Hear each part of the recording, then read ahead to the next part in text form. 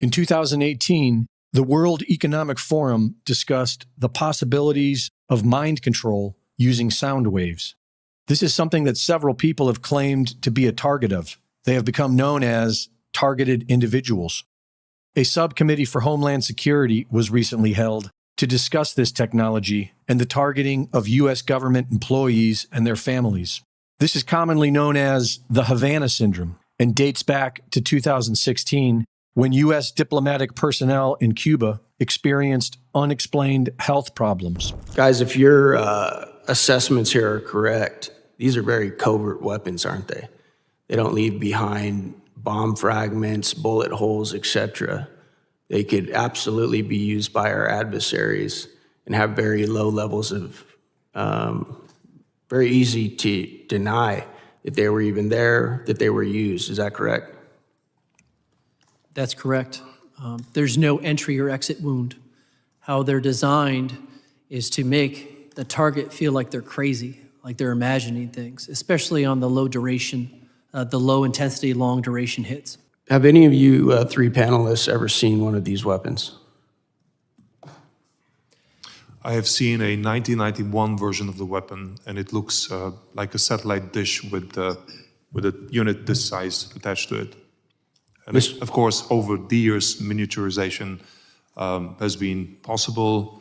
Obviously, there's a limitation to how miniaturized it can be because of the antenna size, which is always related to the wave. But still, it is something that can be well contained in the trunk of a car or even a large backpack. My experience shows that it can be cobbled together. It's something that can, a rough, crude version of this that would probably require longer exposure than the more advanced version that has been tested, as we see from this document, can be put together inexpensively. But again, I would abstain from commenting further, lest I encourage people to try it at home.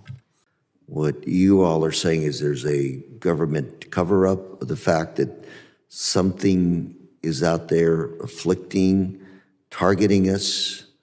The government in the IC assessment is wrong. It's dead wrong.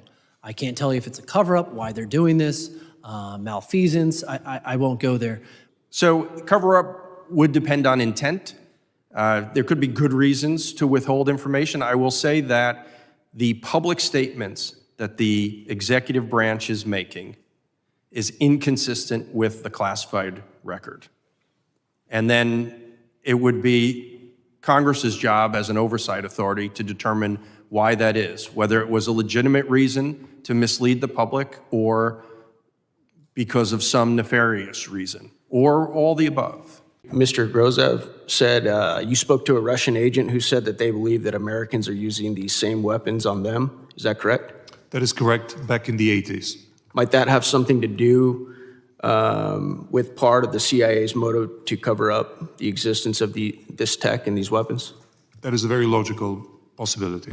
While it was admitted that this technology is being used, the discussion was focused primarily on Russia, as if to create more incentive to escalate war with the Russian Federation. When the question of whether it has been used on the American population was raised, it was dismissed with a smile. Are any of you aware of any reported incidents from individuals who are not members of the United States government? Domestically, I should say?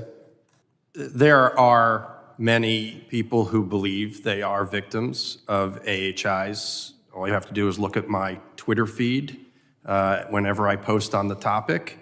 I only represent federal government employees and their families, so I don't focus on the accuracy of those particular claims. There is plenty of evidence showing that the targeted individuals who claim to be victims of this were the guinea pigs in today's all-out assault on the American people.